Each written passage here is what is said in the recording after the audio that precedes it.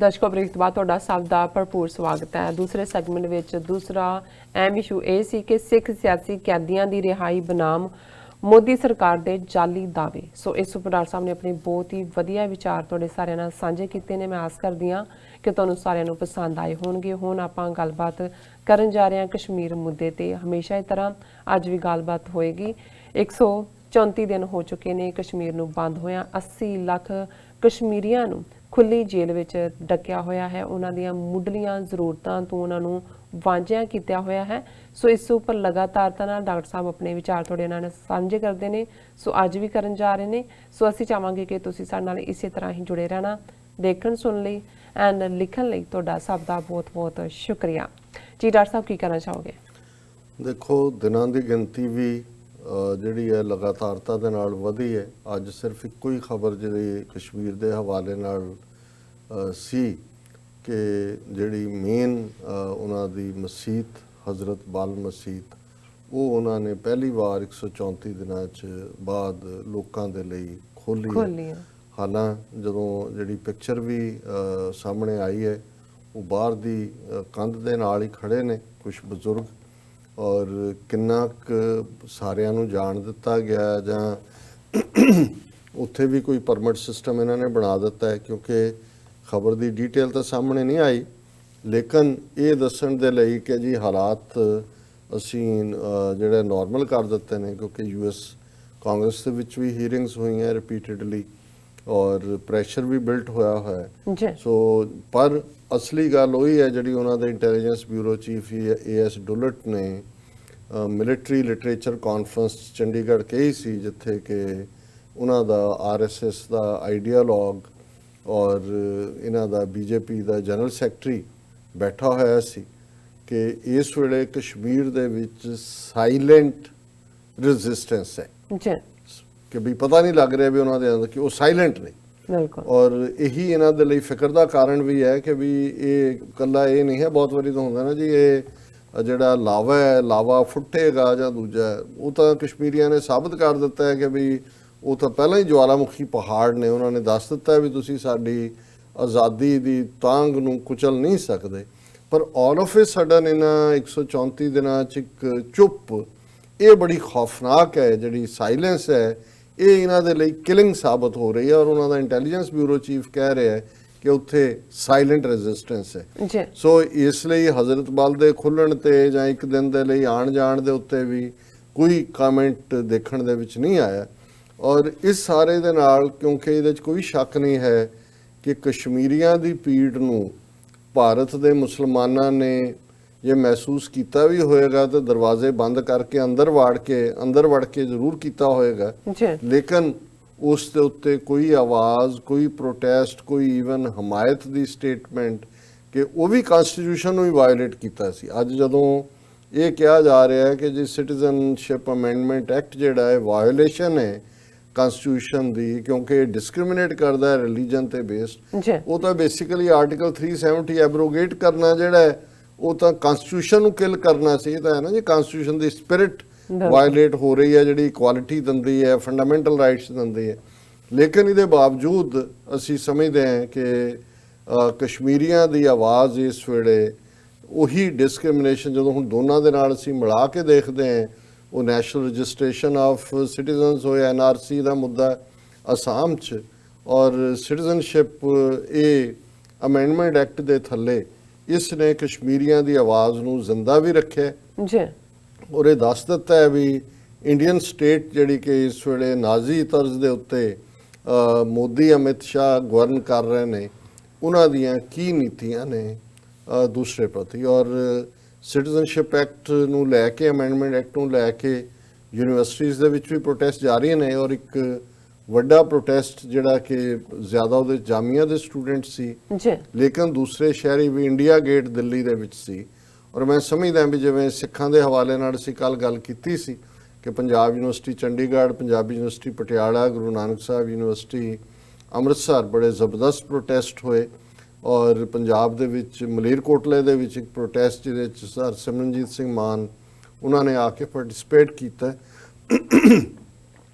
India gate ਦਾ protest ਇਸ ਕਰਕੇ ਵੀ ਚਰਚਾ 'ਚ ਹੈ ਔਰ ਈਵਨ आज ट्रिब्यून की स्टोरी है, Sikh protesters, Sikh partners offering chai to CA Citizenship Amendment Act protester to show their solidarity is breaking the internet।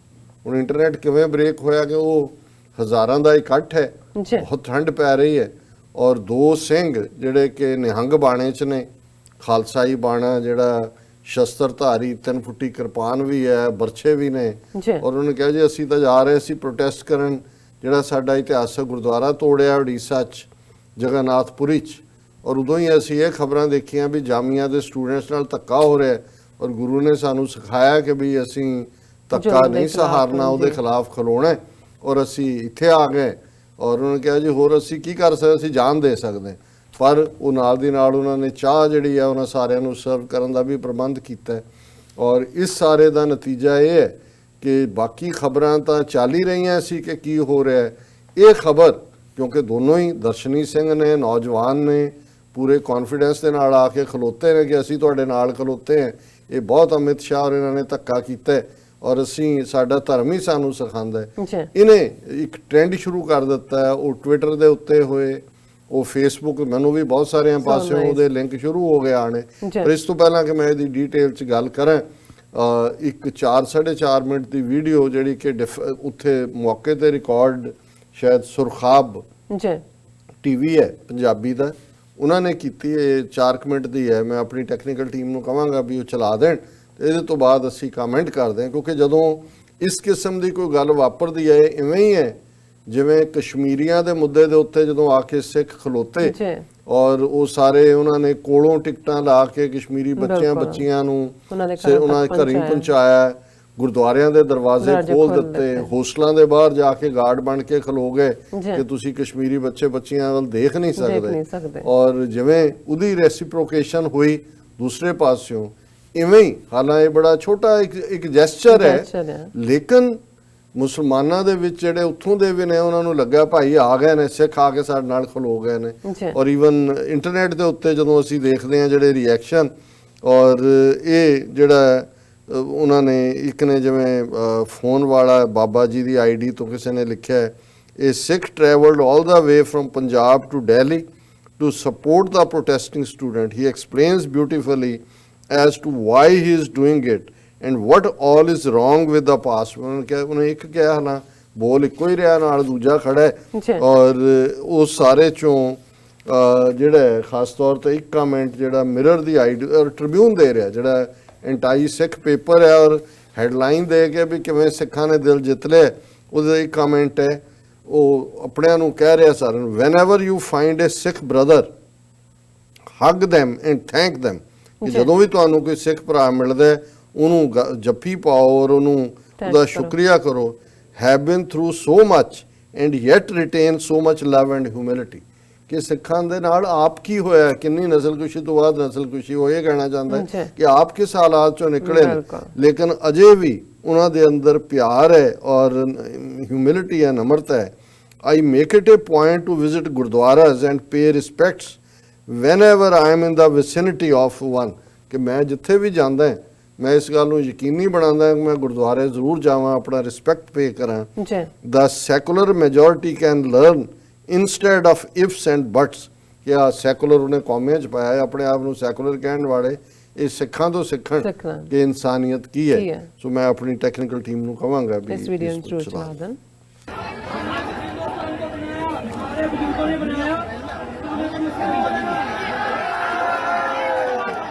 मेरा नाम जबरजंग सिंह है जी, जिला बठिंडा पंजाब से आए हैं। अगर हमको इसके लिए जान भी देना पड़े वो हम सेवा कर सकते हैं, और तो हमारे पास कुछ नहीं है। ये जो प्रोटेस्ट चल रहा है ये गलत है, प्रोटेस्ट का मौका नहीं देना चाहिए था सरकार को, उसको ये काला कानून ही नहीं लेना चाहिए था, जिसकी वजह से आज ये बच्चे अपनी पढ़ाई का ध्यान छोड़कर, अपना काम छोड़कर, अपनी स्टडी छोड़कर ये इनको सड़कों पे आना पड़ रहा है। नहीं होना चाहिए था, ये नहीं होना चाहिए भी आप मुसलमान हो या ईसाई हो या सिख हो, ये पूछने का क्या मतलब। आप एक प्रताड़ित हो, आप खतरे में हो, आप हमारे पास आए हो और हम आपसे अपना कागज मांगें या आपका धर्म पूछें, ये सही नहीं है। ये पूछने का कि आप हमसे पूछें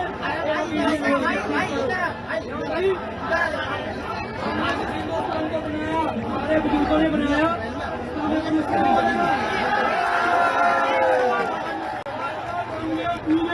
बहुत से देशों को हमने बचाया। हम दूसरे देशों को बचा सकते हैं, अपना देश भी बचा सकते हैं। बिल्कुल सही। एक हमें मंजूर मत करिए, जो हमें संविधान हक देता है हम उसी हिसाब से जाते हैं, हम लेके रहेंगे। लेकिन हम सबको थोड़ा पेशेंस भी थोड़ा सा धैर्य रखना पड़ेगा, क्योंकि ये लड़ाई एक दिन की नहीं है, ये लड़ाई बहुत लंबी चलेगी। अगर चाहते हैं कि हमारी जीत हो तो थोड़ा धैर्य से चलना पड़ेगा। ऐसी हुल्लड़बाजी ना करो, ऐसा बंटवारा मत करो अपने विचारों में, अपने लोगों में, उसका फायदा दूसरों को मिल जाए। हम मुट्ठी रहेंगे तो जीत मिलेगी, वरना हम तोड़ दिए जाएंगे, खत्म कर दिए जाएंगे। ये आज हम नहीं संभले, नहीं हमने इस बात पर विचार किया, नहीं लड़े, तो आने वाली नस्लें हमें कभी माफ नहीं करेंगी। ये मत सोचिए कि लड़ाई जो है यहीं पर खत्म हो जाएगी।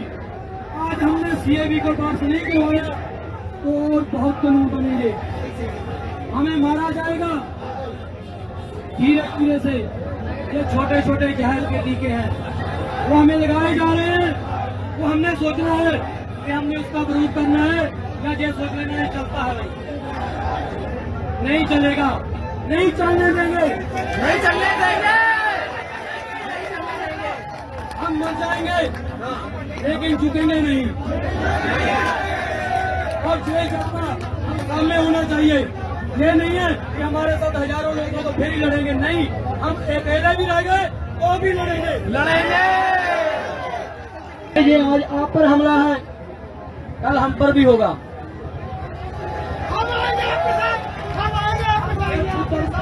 जैन धर्म पर भी होगा, और लास्ट में उस हिंदू धर्म के जो हिंदू भक्ति धर्म बनाते हैं ना, उनके दलितों पर भी होगा।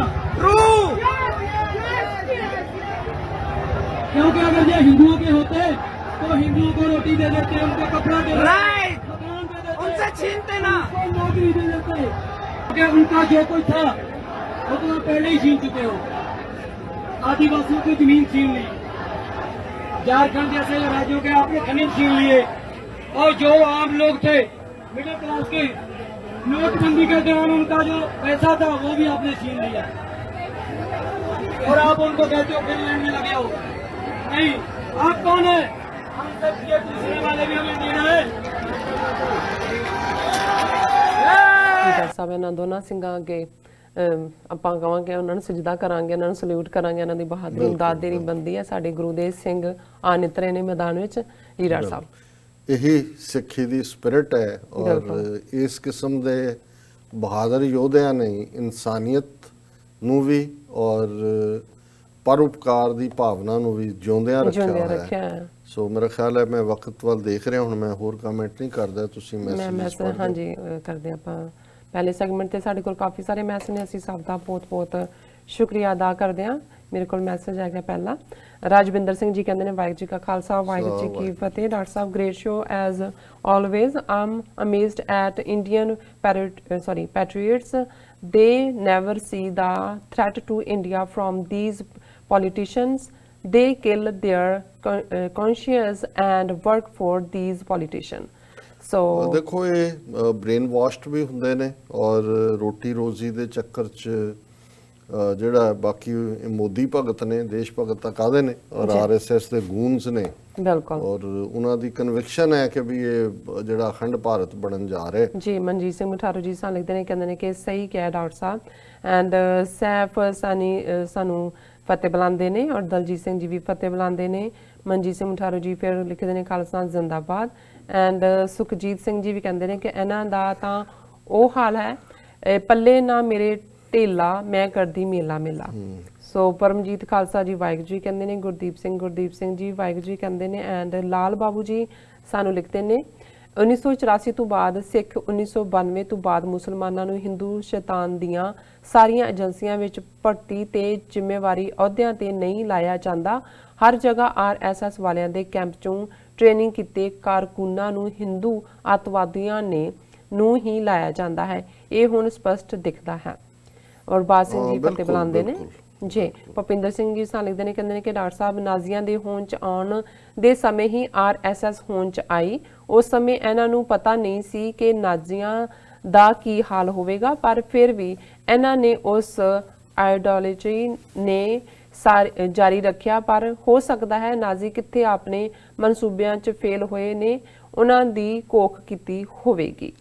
ਪਰ they are doom to failure. ਇਹਨਾਂ ਦੀ ਜਿਹੜੀ ਫੇਲਿਅਰ ਹੈ, ਕਿਉਂਕਿ ਇਸ ਕਿਸਮ ਦੀਆਂ ਵਿਚਾਰਧਾਰਾਵਾਂ ਅਲਟੀਮੇਟਲੀ ਉਹ ਨਾਜ਼ੀਜ਼ਮ, ਫਾਸ਼ਿਜ਼ਮ, ਇਹ ਸਾਰੀਆਂ ਐਂਡ ਹੀ ਹੁੰਦੀਆਂ ਨੇ ਜੀ। ਨਿਰਮਲ ਸਿੰਘ ਜੀ ਸਾਨੂੰ ਫਤਿਹ ਬੁਲਾਉਂਦੇ ਨੇ। ਹਰਜੀਤ ਸਿੰਘ ਸੰਧੂ ਜੀ ਵੀ ਸਾਨੂੰ ਫਤਿਹ ਬੁਲਾਉਂਦੇ ਨੇ। ਐਂਡ ਅਲੀ ਹਰੂਨ ਜੀ ਲਿਖਦੇ ਨੇ, ਡਾਕਟਰ ਸਾਹਿਬ ਸਿੱਖਾਂ ਨੂੰ ਸਮਝ ਆ ਗਈ ਹੈ ਅਲੈਦਾ ਕੌਮ ਉਹ ਹਿੰਦੂ ਬਨੀਆਂ ਨਾਲ ਕਿਉਂ ਖੜੇ ਨੇ। ਉਹਨਾਂ ਦਾ ਕਹਿਣ ਦਾ ਨਹੀਂ, ਇਸ ਵੇਲੇ ਤਾਂ ਇੱਕ ਵੱਡਾ ਹਿੱਸਾ ਜਿਹੜਾ ਉਹ ਸਮਝਦਾ ਹੈ। ਹੁਣ ਤਾਂ ਮੌਕਾ ਹੈ ਕਿ ਜਿਹਦੇ 'ਚ ਉਹਨਾਂ ਨੇ ਅਸਰਟ ਕਰਨਾ ਆਪਣੇ ਆਪ ਜੀ।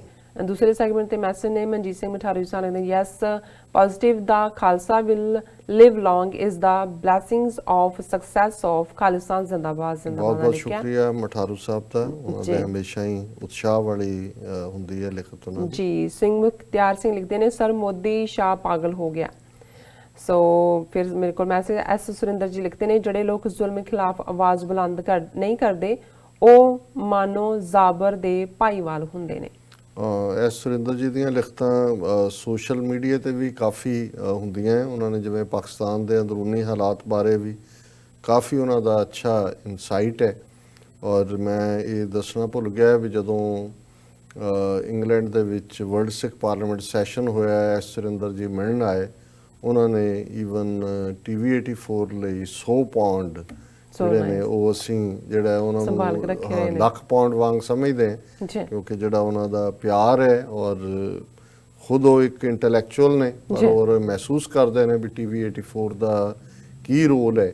ਸੋ ਅਸੀਂ ਤੁਹਾਡਾ ਬਹੁਤ ਬਹੁਤ ਸ਼ੁਕਰੀਆ ਅਦਾ ਕਰਦੇ। ਮੈਂ ਪਹਿਲਾਂ ਇਹ ਮੈਂਸ਼ਨ ਨਹੀਂ ਸੀ ਕਰ ਸਕਿਆ। ਹੁਣ ਮੈਂ ਤੁਹਾਡੇ ਤੋਂ ਮਾਈਕ ਲੈਣਾ। ਵੀਰ ਬਲਵਿੰਦਰ ਸਿੰਘ ਕਹਿੰਦੇ ਨੇ, ਸਰ ਜੀ ਮੈਂ ਕੱਲ ਮਲੇਰਕੋਟਲੇ ਪ੍ਰੋਟੈਸਟ ਵਿੱਚ ਸ਼ਾਮਲ ਸੀ। ਜਦੋਂ ਮਾਨ ਸਾਹਿਬ ਪਹੁੰਚੇ ਤਾਂ ਲੋਕਾਂ ਦਾ ਰੋਹ ਵੇਖਣ ਵਾਲਾ ਸੀ ਜੀ। ਉਹ ਮਲੇਰਕੋਟਲਾ ਸੰਗਰੂਰ ਪਾਰਲੀਮੈਂਟਰੀ ਹਲਕੇ ਦਾ ਹਿੱਸਾ ਰਿਹਾ ਔਰ ਹਮੇਸ਼ਾ ਹੀ ਮਾਨ ਸਾਹਿਬ ਨੇ ਮੁਸਲਮਾਨਾਂ ਦੇ ਹੱਕ 'ਚ ਬਹੁਤ ਆਵਾਜ਼ ਪਾਰਲੀਮੈਂਟ 'ਚ ਉਠਾਈ। ਔਰ ਜ਼ਾਹਰ ਹੈ ਹੁਣ ਭਾਵੇਂ ਉਹ MP ਨਹੀਂ ਨੇ, ਪਰ ਉਹਨਾਂ ਨੂੰ ਪਤਾ ਹੈ ਕਿ ਵੀ ਇਹੀ ਆਵਾਜ਼ ਹੈ ਜਿਹੜੀ ਸਾਡੇ ਨਾਲ ਖਲੋਤੀ ਹੈ ਹਮੇਸ਼ਾ। ਮਨਿੰਦਰ ਸਿੰਘ ਬੁੱਟਰ ਲਿਖਦੇ ਨੇ, ਵਾਹਿਗੁਰੂ ਜੀ ਦਾ ਸੰਗਤ ਨੂੰ ਹੁਕਮ ਹੈ, ਗੁਰੂ ਸਾਹਿਬ ਨੇ ਦਿੱਤਾ ਹੈ ਕਿ ਦੇਂਦਾ ਦੇ ਲੈਂਦੇ ਥੱਕ ਪਾਹੇ ਜੁਗਾ ਜੁਗੰਤਰ ਖਾਹੀ ਖਾਏ। ਵਾਹਿਗੁਰੂ ਜੀ ਦਾ ਸਾਨੂੰ ਬਹੁਤ ਕੁਝ ਦਿੱਤਾ ਹੈ, ਪਰ ਕੁਝ ਲੋਕ ਸਮਝ ਨਹੀਂ ਰਹੇ। ਸੋ ਜ਼ਾਹਰ ਹੈ ਕਿ ਉਹਨਾਂ ਨੇ ਜਿਹੜਾ ਸਿੱਖਾਂ ਦੀ ਜੈਨਰੋਸਿਟੀ ਵੀ ਔਰ ਗੁਰੂ ਦੀ ਬਖਸ਼ਿਸ਼ ਵੀ ਇਸ ਦੀ ਗੱਲ ਕੀਤੀ ਹੈ। niazify.com ਕਹਿੰਦੇ ਨੇ, ਲਵ ਯੂ ਗੁਲਾਮ ਮੁਰਤਜ਼ਾ। ਉਹ ਤੁਹਾਨੂੰ ਕਹਿੰਦੇ ਨੇ, I invite miss Neelam Kaur for the Kartarpur Sahib. ਉਹਨਾਂ ਨੇ ਦੇਖ ਲਿਆ ਨਾ ਕਿ ਤੁਸੀਂ ਨਹੀਂ ਆ ਰਹੇ ਤੇ ਉਹਨੂੰ ਨੀਲਮ ਜੀ ਨੂੰ ਇਨਵਾਈਟ ਕਰਦੇ ਆ। ਨਹੀਂ ਉਹ ਤੁਹਾਡੇ ਜਿਹੜੇ ਨੇ ਪ੍ਰਸ਼ੰਸਕ ਉਹ ਆਪਣੀ ਥਾਂ ਤੇ ਨੇ ਔਰ ਜ਼ਾਹਰ ਹੈ ਅਸੀਂ ਰੱਬ ਨੇ ਚਾਹਿਆ ਤਾਂ ਅਸੀਂ 2020 ਚ ਜ਼ਰੂਰ ਗੁਰੂ ਚਰਨਾਂ ਦੇ ਵਿੱਚ ਨਤਮਸਤਕ ਹੋਵਾਂਗੇ, ਤੁਹਾਡੇ ਦੀਦਾਰ ਵੀ ਕਰਾਂਗੇ। ਬਿਲਕੁਲ। ਮਨਿੰਦਰ ਸਿੰਘ ਬੁੱਟਰੀ ਕਹਿੰਦੇ ਨੇ, ਸਿੱਖ ਫੌਜੀਆਂ ਨੂੰ ਉਸ ਵੇਲੇ ਕੁਝ ਕਰਨ ਨਹੀਂ ਦਿੱਤਾ, ਇੱਕ ਹਿਸਾਬ ਸਾਰੇ ਪਾਸੇ ਬੰਦ ਕਰ ਦਿੱਤੇ ਕਿ ਕੁਝ ਨਾ ਕਰ ਸਕਣ। ਇਹ ਵੀ ਠੀਕ ਹੈ, ਪਰ ਵੱਡਾ ਹਿੱਸਾ ਜਿਹੜਾ ਉਹ ਬ੍ਰੇਨ ਵਾਸ਼ਡ ਹੁੰਦੇ ਨੇ ਜੀ। ਔਰ Asif Chaudhry, world's best leader is Imran Khan in 20th century, Chaudhry Sahib ਨੇ ਲਿਖਿਆ। ਮੁਹੰਮਦ ਸਾਜਿਦ ਕਹਿੰਦੇ ਨੇ, ਖਾਲਿਸਤਾਨ ਜ਼ਿੰਦਾਬਾਦ, ਸਿੱਖ ਬ੍ਰਦਰਸ ਐਂਡ ਸਿਸਟਰਸ। ਫਿਰ ਸੁਰਿੰਦਰ ਸਿੰਘ ਲਿਖਦੇ ਨੇ, ਵਾਹਿਗੁਰੂ ਜੀ ਕਾ ਖਾਲਸਾ ਵਾਹਿਗੁਰੂ ਜੀ ਕੀ ਫਤਿਹ, ਵਾਹਿਗੁਰੂ ਜੀ ਮਿਹਰ ਕਰਨ ਸਾਰਿਆਂ ਤੇ। ਤੁਹਾਡਾ ਬਹੁਤ ਵਧੀਆ ਚੈਨਲ TV 84 ਸਾਡੇ ਸਾਰਿਆਂ ਦਾ ਨੰਬਰ 1 ਚੈਨਲ ਜੀ। ਵੀਰ ਸੁਰਿੰਦਰ ਸਿੰਘ ਜੀ ਸ਼ੁਕਰੀਆ, ਤੁਸੀਂ ਰੋਜ਼ ਦੀਦਾਰ ਵੀ ਦਿੰਦੇ ਹੋ ਔਰ ਉਤਸ਼ਾਹ ਵੀ ਵਧਾਉਂਦੇ ਹੋ। ਔਰ ਮੁਹੰਮਦ ਹਮਜ਼ਾ ਉਹ ਲਿਖਦੇ ਨੇ, please read my comment too, I represent Pakistani blind community which is joining hands with Indian Sikh community for a greater cause. So Muhammad Hamza ji ਬਹੁਤ ਬਹੁਤ ਸ਼ੁਕਰੀਆ, ਤੁਸੀਂ ਜਿਹੜਾ ਸਾਨੂੰ ਲਿਖਿਆ ਵੀ ਹੈ ਔਰ ਤੁਸੀਂ ਬਾਕੀ ਸਿੱਖਾਂ ਨਾਲ ਮਿਲ ਕੇ ਵੱਡੇ ਕਾਜ਼ ਲਈ ਕੰਮ ਕਰ ਰਹੇ ਹੋ। ਬਹੁਤ ਬਹੁਤ ਤੁਹਾਡਾ ਸ਼ੁਕਰੀਆ। ਅਸੀਮ ਸ਼ਾਵੀਰ ਕਹਿੰਦੇ ਨੇ, ਡਾਕਟਰ ਸਾਹਿਬ ਸਤਿ ਸ੍ਰੀ ਅਕਾਲ, बिपिन रावत थ्रेट ही करता रहा है, कुछ करता नहीं है। हम तो इंतज़ार में हैं कि इंडिया अटैक करे। इस बार आर या पार होगा, खालिस्तान कश्मीर आज़ाद होगा इंशाअल्लाह। सो शबीर जी ਦੀ ਆਪਣੀ ਸਪਿਰਿਟ ਹੈ ਚੜ੍ਹਦੀ ਕਲਾ ਦੀ, ਪਰ ਅਸੀਂ ਇਹ ਦੇਖਦੇ ਹਾਂ ਕਿ ਵੀ ਇਹ ਜਿਹੜੀਆਂ ਨਾਜ਼ੀ ਲਾਈਕ ਇਹਨਾਂ ਦੀਆਂ ਨੀਤੀਆਂ ਨੇ ਇਹ ਬਰਬਾਦੀ ਦਾ ਨਾਂ ਹੀ ਹੈ। ਔਰ ਜ਼ਾਹਰ ਹੈ ਕਿ ਇਹਨਾਂ ਨੂੰ ਇਸ ਗੱਲ ਦੀ ਸਮਝ ਨਹੀਂ ਹੈ ਵੀ ਇਸ ਦਾ ਅੰਜਾਮ ਕੀ ਹੋਏਗਾ। ਜੀ ਡਾਕਟਰ ਸਾਹਿਬ, ਮੈਂ ਚਾਹਾਂਗੀ ਕਿ ਤੁਸੀਂ ਅੱਜ ਦਾ ਵਿਚਾਰ ਸਾਡੇ ਦਰਸ਼ਕਾਂ ਨਾਲ ਸਾਂਝਾ ਕਰ ਦਿਓ, ਕਿਉਂਕਿ ਬ੍ਰੇਕ ਲੈਣ ਦਾ ਹੁਣ ਟਾਈਮ ਨਹੀਂ ਹੈਗਾ। ਮੈਂ ਬ੍ਰੇਕ ਤੇ ਨਹੀਂ ਜਾਵਾਂਗੇ। ਅੱਛਾ, ਆਪਾਂ ਇਹਦੇ ਵਿਚਾਰ ਤੇ ਹੀ ਚੱਲਦੇ ਹਾਂ ਕਿਉਂਕਿ ਟਾਈਮ ਤੇ ਕਾਫੀ ਹੋ ਗਿਆ। ਵਕਤ ਤੁਸੀਂ ਜ਼ਿਆਦਾ ਲਿਆ ਲੱਗਦਾ। ਨਹੀਂ ਨਹੀਂ, ਮੈਂ ਨਹੀਂ ਜ਼ਿਆਦਾ ਲਿਆ।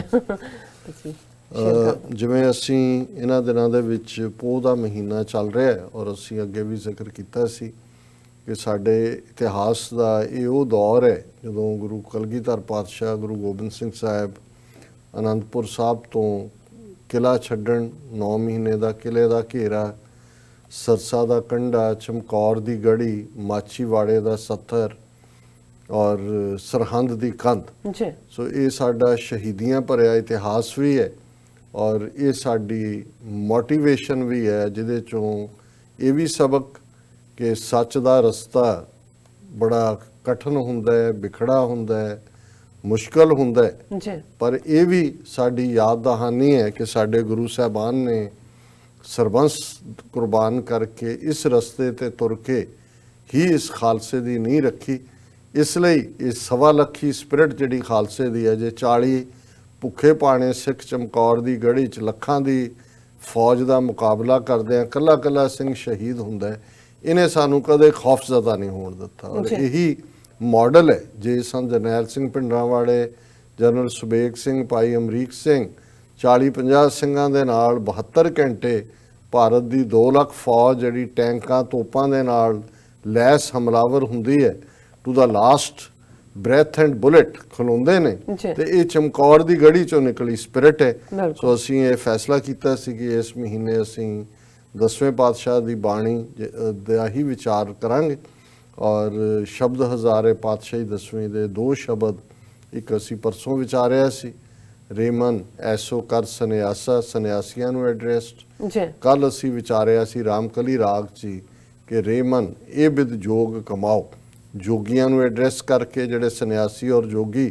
ਸਮਾਜ ਨੂੰ ਕਿਰਾਏ ਪਾ ਕੇ ਉਹਨਾਂ ਦੇ ਘਰਾਂ ਦੇ ਵਿੱਚ ਜਿਹੜਾ ਹੈ ਉਹ ਉਹਨਾਂ ਤੋਂ ਘਰ ਬਾਹਰ ਛਡਾ ਕੇ ਉਹਨਾਂ ਨੂੰ ਇਸ ਪਾਸੇ ਲਾਉਂਦੇ ਸੀ। ਔਰ ਅੱਜ ਦਾ ਸ਼ਬਦ ਵੀ ਰਾਮਕਲੀ ਰਾਗ 'ਚ ਹੈ ਔਰ ਇਹ ਅਲਟੀਮੇਟਲੀ ਸਾਰੀ ਲੋਕਾਈ ਨੂੰ ਇਹ ਮੈਸੇਜ ਹੈ ਕਿ ਅਲਟੀਮੇਟਲੀ ਇਸ ਦੁਨੀਆ ਨੂੰ ਬਣਾਉਣ ਵਾਲਾ, ਚਲਾਉਣ ਵਾਲਾ ਤੇ ਅਖੀਰ ਜੇ ਚਾਹੇ ਤੇ ਫਨਾਹ ਕਰਨ ਵਾਲਾ ਉਹ ਰੱਬ ਹੈ ਜੀ, ਅੱਲਾਹ ਤਾਲਾ ਹੈ, ਅਕਾਲ ਪੁਰਖ ਹੈ।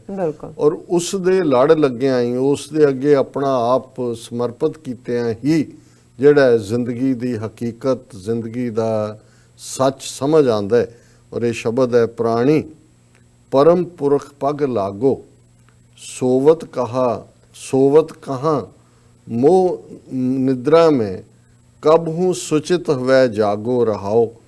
औरन कहाँ उपदेशत है पस, तोहे प्रबोध न लागो। सिंचत कहाँ परे बिख्यन कै, कब हूँ बिखै रस त्यागो। केवल कर्म परम से चीनो, धर्म कर्म अनुरागो। संग्रह करो सदा सिमरन को, परम पाप तज भागो। जानते दुख पाप ने भेटै, काल जाल ते तागो। जो सुख चाहो सदा सबन को, तो हर के रस भागो। जिवें राहौ दी तुक सेंट्रल आइडिया हुंदा है, इहदे च भी बिगिनिंग ही है प्राणी परम पुरख पग लागो। हे इंसान, प्राणी इसलिए प्राण असीं कहंदे ना वो मेरे जान प्राण है, प्राण लाइफ है, साह दा चलना, दिल दा धड़कना ही प्राण है। सो प्राणी हे, क्योंकि इसका मतलब है सारी ह्यूमन काइंड, मेल और फीमेल और ट्रांसजेंडर हुएवर हर एक नूं एड्रैस्ड है, जिहदे च दिल धड़कदा है। प्राणी हे इंसान, परम पुरख पग लागो। पग पैरां पैर कहंदे ने, परम पुरख दुनिया दा सब तो वड्डा वो जिन्हें क्रिएट कीती है, परम सुप्रीम, कि उस वाहिगुरू दे, उस अल्लाह ताला दे, उस रब दे ਚਰਨਾਂ ਨੂੰ ਫੜ ਲਓ। ਮਤਲਬ ਇਹ ਹੈ ਕਿ ਉਹਦੀ ਸ਼ਰਨ 'ਚ ਆ ਜਾਓ, ਉਹਦੀ ਸ਼ੈਲਟਰ 'ਚ ਆ ਜਾਓ, ਉਸ ਦੇ ਕੋਲ ਹੀ ਤੁਸੀਂ ਮਹਿਫੂਜ਼। ਪ੍ਰਾਣੀ ਪਰਮ ਪੁਰਖ ਪਗ ਲਾਗੋ, ਸੋਵਤ ਕਹਾਂ ਮੋਹ ਨਿਦਰਾ में। ਮੋਹ ਦੀ ਨੀਂਦ ਦੇ ਵਿੱਚ ਤੂੰ ਕਿੱਥੇ ਸੁੱਤਾ ਹੋਇਆ? ਜੀ ਸੋਵਤ ਕਹਾਂ ਮੋਹ ਨਿਦਰਾ में, ਕਬ ਹੂੰ ਸੁਚਿਤ ਹਵੈ ਜਾਗੋ। ਕਿ ਕਦੇ ਤਾਂ ਅਲਰਟ ਹੋ ਇਸ ਮਾਇਆ ਦੀ ਨੀਂਦ ਚੋਂ, ਇਸ ਗਫਲਤ ਚੋਂ ਜਾਗ ਕੇ ਦੇਖ ਕਿ ਇਸ ਦੁਨੀਆ ਨੂੰ ਬਣਾਉਣ ਵਾਲਾ ਰੱਬ ਤੇਰੇ ਇੰਤਜ਼ਾਰ 'ਚ ਹੈ। ਪ੍ਰਾਣੀ ਪਰਮ ਪੁਰਖ ਪਗ ਲਾਗੋ, ਸੋਵਤ ਕਹਾ ਮੋਹ ਨਿਦਰਾ ਮੈਂ, ਕਬ ਹੂੰ ਸੁਚਿਤ ਹੋਇ ਜਾਗੋ।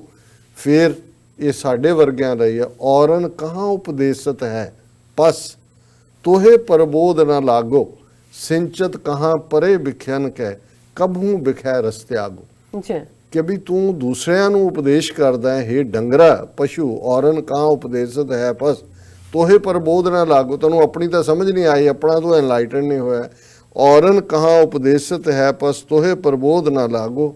ਸਿੰਚਤ ਕਹਾਂ ਪਰੇ ਵਿਖਿਆ, ਸਵੇਰ ਤੋਂ ਸ਼ਾਮ ਤੱਕ ਜ਼ਹਿਰ ਤੂੰ ਇਕੱਠਾ ਕਰਦਾ ਹੈ ਵਿਕਾਰਾਂ ਦਾ, ਕਾਮ ਕ੍ਰੋਧ ਲੋਭ ਮੋਹ ਹੰਕਾਰ ਦਾ।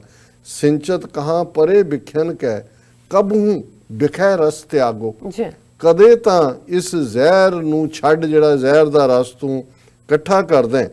ਕੇਵਲ ਕਰਮ ਭਰਮ ਸੇ ਚੀਨੋ, ਧਰਮ ਕਰਮ ਅਨਰਾਗੋ। ਸੰਗ੍ਰਹਿ ਕਰੋ ਸਦਾ ਸਿਮਰਨ ਕੋ, ਪਰਮ ਪਾਪ ਤਜ ਭਾਗੋ। ਕਿ ਇਹ ਜਿਹੜਾ ਪਾਪਾਂ ਦਾ ਇਕੱਠਾ ਕਰਨਾ ਹੈ, ਇਹਨੂੰ ਛੱਡ, ਔਰ ਕੇਵਲ ਕਰਮ ਭਰਮ ਸੇ ਚੀਨੋ। ਕਿ ਇਹ ਜਿਹੜੇ ਤੇਰੇ ਐਕਸ਼ਨ ਨੇ, ਇਹ ਸਮਝ ਕਿ ਇਹ ਇਲੂਜ਼ਨ ਹੈ, ਭਰਮ ਹੈ। ਕੇਵਲ ਕਰਮ ਭਰਮ ਸੇ ਚੀਨੋ, ਇਹਨਾਂ ਨੂੰ ਆਇਡੈਂਟੀਫਾਈ ਕਰ, ਜੋ ਤੂੰ ਕਰ ਰਿਹਾ ਹੈ ਇਹ ਇੱਕ ਭੁਲੇਖੇ ਦੀ ਕੰਧ ਹੈ। ਕੇਵਲ ਕਰਮ ਭਰਮ ਸੇ ਚੀਨੋ, ਧਰਮ ਕਰਮ ਅਨੁਰਾਗ ਹੁੰਦਾ ਪਿਆਰ ਕਰਨਾ। ਜੀ ਤੇਰੀ ਮੁਹੱਬਤ, ਤੇਰਾ ਪਿਆਰ ਚੰਗੇ ਕੰਮਾਂ ਨਾਲ ਹੋਣਾ ਚਾਹੀਦਾ। ਧਰਮ ਰਾਈਟੀਅਸਨੈਸ ਦੇ ਕਰਮਾਂ ਦੇ ਨਾਲ ਹੋਣਾ ਚਾਹੀਦਾ, ਕਿਉਂਕਿ ਇਸ ਨੂੰ ਹੀ ਸੰਗ੍ਰਹਿ ਕਰ। ਸੰਗ੍ਰਹਿ ਕਰੋ ਸਦਾ ਸਿਮਰਨ ਕੋ, ਉਸ ਰੱਬ ਦੀ ਯਾਦ ਨੂੰ ਇਕੱਠੇ ਕਰੋ। ਜੇ ਤੇਰੀ ਸਵਾਸਾਂ ਦੀ ਲੜੀ ਚੱਲਦੀ ਹੈ ਤੇ ਇਹਨਾਂ ਦੇ ਨਾਲ ਰੱਬ ਨੂੰ ਯਾਦ ਕਰ, ਇਹ ਖਜ਼ਾਨਾ ਇਕੱਠਾ ਕਰੋ। ਸੰਗ੍ਰਹਿ ਕਰੋ ਸਦਾ ਸਿਮਰਨ ਕੋ, ਪਰਮ ਪਾਪ ਤਜ ਭਾਗੋ। ਜੋ ਤੂੰ ਪਾਪ ਕਰਮ ਕਰਦਾ ਹੈ, ਸਿਨਸ ਕਮਿਟ ਕਰਦਾ ਹੈ, ਇਹਨਾਂ ਨੂੰ ਤੂੰ ਛੱਡ ਦੇ। ਕਿਉਂਕਿ ਜੇ ਤੂੰ ਇਵੇਂ ਕਰੇਗਾ ਤੇ ਜਾਂ ਤੇ ਦੁੱਖ ਪੈ ਆਪਣੇ ਭੇਟੈ, ਕਾਲ ਜਾਲ ਤੇ ਤਾਗੋ। ਜੋ ਸੁਖ ਚਾਹੋ ਸਦਾ ਸਬਨ ਕੋ, ਤੋ ਹਰ ਕੇ ਰਸ ਪਾਗੋ। ਕਿ ਇਹ ਜਿਹੜਾ ਜਾਂ ਤੇ ਜਦੋਂ ਤੂੰ ਰੱਬ ਨੂੰ ਯਾਦ ਕਰੇਗਾ, ਫਿਰ ਜਿਹੜਾ ਪਾਪ ਨੈਗੇਟਿਵਿਟੀ ਨਹੀਂ ਹੋਏਗੀ ਤੇ ਉਸ ਚੋਂ ਹੀ ਦੁੱਖ ਨਿਕਲਦਾ, ਦੁੱਖ ਨਹੀਂ ਹੋਏਗਾ। ਜਾਂ ਤੇ ਦੁੱਖ ਪਾਪ ਨੇ ਭੇਟਾ, ਉਹ ਤੇਰੇ ਨੇੜੇ ਨਹੀਂ ਆਣਗੇ। ਕਾਲ ਜਾਲ ਤੇ ਤਾਗੋ। ਔਰ ਇਹ ਜਿਹੜਾ ਮੌਤ ਦਾ ਖੌਫ ਹੈ, ਜਿਹੜਾ ਤੈਨੂੰ ਹਮੇਸ਼ਾ ਖਾਂਦਾ ਹੈ, ਤੂੰ ਇਸ ਤੋਂ ਵੀ ਬੇਫਿਕਰ ਹੋ ਜਾਏਗਾ। ਔਰ ਜੋ ਸੁਖ ਚਾਹੋ ਸਦਾ ਸਬਨ ਕੋ, ਤੋ ਹਰ ਕੇ ਰਸ ਪਾਗੋ। ਕਿ ਭਾਈ ਜੇ ਤੈਨੂੰ ਸਭ ਦਾ ਸੁੱਖ ਚਾਹੀਦਾ, ਇਨਸਾਨੀਅਤ ਦਾ, ਆਪਣਾ ਆਪੇ ਦਾ, ਤੇ ਫਿਰ ਇੱਕੋ ਹੀ ਉਹਦਾ ਰਸਤਾ ਹੈ, ਰੱਬ ਦੀ ਸ਼ਰਨ ਚ ਆਉਣਾ, ਰੱਬ ਦੀ ਸ਼ੈਲਟਰ ਚ ਆਉਣਾ, ਰੱਬ ਦੀ ਯਾਦ ਚ ਆਉਣਾ। ਸੋ ਇਹ ਜੋ ਸੁਖ ਚਾਹੋ ਸਦਾ ਸਬਨ ਕੋ, ਫਿਰ absorb yourself in the love of the God. ਇਹ ਹੈ ਇਹਦਾ ਅਲਟੀਮੇਟਲੀ ਕਿ ਜੋ ਸੁਖ ਚਾਹੋ ਸਦਾ ਸਬਨ ਕੋ, ਤੋ ਹਰ ਕੇ ਰਸ ਭਾਗੋ। ਰੱਬ ਦੀ ਯਾਦ ਦੇ ਵਿੱਚ ਆਪਣੇ ਆਪ ਨੂੰ ਐਬਜ਼ੋਰਵ ਕਰ ਲੈ। ਤੇ ਫਿਰ ਜਿਵੇਂ ਭਾਈ ਨੰਦ ਲਾਲ ਜੀ ਨੇ ਆਪਣੀ ਪਰਸ਼ੀਅਨ ਇੱਕ ਕੰਪੋਜੀਸ਼ਨ ਦੇ ਵਿੱਚ ਜਦੋਂ ਡਿਫਾਈਨ ਕੀਤਾ ਕਿ ਗਮ ਕੀ ਹੈ, ਜੀ, ਤੇ ਉਹਨਾਂ ਨੇ ਪਰਸ਼ੀਅਨ 'ਚ ਪੁੱਛਿਆ ਗਮ ਚੀ ਬਾਸ਼ਤ, ਗਮ ਕੀ ਹੈ? ਤੇ ਉਹਦਾ ਜਵਾਬ ਦਿੱਤਾ ਹੈ ਗਫਲਤ ਅਜ਼ ਯਾਦੇ ਖੁਦਾ। ਕਿ ਖੁਦਾ ਦੀ ਯਾਦ ਤੋਂ ਗਫਲਤ, ਗਾਫਲ ਕਹਿੰਦੇ, ਗਫਲਤ ਹੁੰਦੀ ਹੈ ਨੀਂਦ, ਗਾਫਲ ਜਿਹੜਾ ਹੈ ਸੌਣ ਵਾਲਾ। ਗਮ ਚੀ ਬਾਸ਼ਤ, ਗਮ ਕੀ ਹੈ? ਗਫਲਤ ਅਜ਼ ਯਾਦੇ ਖੁਦਾ। ਕਿ ਰੱਬ ਦੀ ਯਾਦ ਤੋਂ ਗਫਲਤ ਹੀ ਗਮ ਹੈ। ਤੇ ਫਿਰ ਜਿਹੜੀ ਸ਼ਾਦੀ ਹੈ, ਇੱਕ ਤਾਂ ਅਸੀਂ ਵਿਆਹ ਨੂੰ ਸ਼ਾਦੀ ਕਹਿੰਦੇ ਸਮਝਦੇ, ਸ਼ਾਦੀ ਫਾਰਸੀ ਦਾ ਸ਼ਬਦ ਖੁਸ਼ੀ, ਸ਼ਾਦੀ ਹੈ ਕਿ ਉਹ ਯਾਦ ਹੋਏ। ਕਿਉਂਕਿ ਜਦੋਂ ਉਹ ਯਾਦ ਆਉਂਦਾ ਹੈ, ਰੱਬ ਦੀ ਯਾਦ, ਇਹੀ ਸੁੱਖ ਹੈ। ਕਿਉਂਕਿ ਜਦੋਂ ਅੰਦਰ ਇਹ ਆ ਜਾਏ ਕਿ ਆਨੰਦ ਪਿਆ ਮੇਰੀ ਮਾਏ ਸਤਿਗੁਰੂ ਮੈਂ, ਜਦੋਂ ਰੱਬ ਦੇ ਉੱਤੇ ਭਰੋਸਾ ਹੁੰਦਾ ਹੈ ਤੇ ਅੰਦਰ ਫਿਰ ਇੱਕ ਜੋਏ ਹੁੰਦਾ ਹੈ, ਇੱਕ ਐਕਸਟੈਸੀ ਹੁੰਦੀ ਹੈ, ਇੱਕ ਬਲਿਸ ਹੁੰਦਾ ਹੈ, ਜਿਹਨੂੰ ਤੁਸੀਂ ਲਫ਼ਜ਼ਾਂ 'ਚ ਬਿਆਨ ਨਹੀਂ ਕਰ ਸਕਦੇ। ਕਿਉਂਕਿ ਤੁਸੀਂ ਸ਼ਾਦੀ 'ਚ ਹੁੰਦੇ ਹੋ, ਤੁਸੀਂ ਇੱਕ ਆਨੰਦ ਦੇ ਵਿੱਚ ਹੁੰਦੇ ਹੋ। तो जिस बारे फिर कबीर साहब ने फरमाया कि वो आनंद एक ऐसा आनंद है, वो प्लेशर एक ऐसा प्लेशर है, वो सवाद एक ऐसा सवाद है जिसनू कहो कबीर गूंगे गुड़ खाया पूछे ते क्या कहिए। जिवें गूंगा जे गुड़ खाए तो वो तो बयान कर ही नहीं सकता कि स्वाद है, तो वही आनंद है। और वो तां ही संभव है कि जो सुख चाहो सदा सबन को तो हर के रस पाओ। जी राज साहब ਤੁਹਾਡਾ ਬਹੁਤ ਬਹੁਤ ਸ਼ੁਕਰੀਆ, ਤੁਸੀਂ ਅੱਜ ਦੇ ਅਹਿਮ ਇਸ਼ੂ ਤੇ ਅੱਜ ਦਾ ਵਿਚਾਰ ਸਾਡੇ ਦਰਸ਼ਕਾਂ ਨਾਲ ਸਾਂਝਾ ਕੀਤਾ। ਇਸ ਨਾਲ ਆਪਣੇ ਵਿਊਅਰਸ ਕੋਲ ਨੇ ਇਜਾਜ਼ਤ। ਵਿਊਅਰਸ ਤੁਹਾਡਾ ਬਹੁਤ ਬਹੁਤ ਸ਼ੁਕਰੀਆ, ਤੁਸੀਂ ਆਪਣੇ ਕੀਮਤੀ ਸਮੇਂ ਵਿੱਚ ਸਮਾਂ ਕੱਢ ਕੇ ਸਾਨੂੰ ਆਪਣੀ ਰਾਏ ਤੇ ਸੁਝਾਅ ਭੇਜੇ ਨੇ ਤਾਂ ਭੇਜਦੇ ਰਹਿਣਾ ਸਾਡੇ ਇਸ ਪਤੇ ਤੇ SOS@tv84.tv ਤੇ ਅਸੀਂ ਆਪਣਾ ਪ੍ਰੋਗਰਾਮ ਲੈ ਕੇ ਫਿਰ ਦੁਬਾਰਾ ਤੁਹਾਡੇ ਸਾਹਮਣੇ ਹੋਵਾਂਗੇ। ਤਦ ਤੱਕ ਲਈ ਮੈਨੂੰ ਤੇ ਆਪਣਾ ਰਾਸ਼ਨ ਆ ਗਿਆ ਦੋ ਦੇਖਦੇ ਰਹੋ TV84। ਬੁਲਾ ਦਿਓ ਫਤਿਹ। ਵਾਹਿਗੁਰੂ ਜੀ ਕਾ ਖਾਲਸਾ, ਵਾਹਿਗੁਰੂ ਜੀ ਕੀ ਫਤਿਹ। ਰੱਬ ਰੱਖਾ।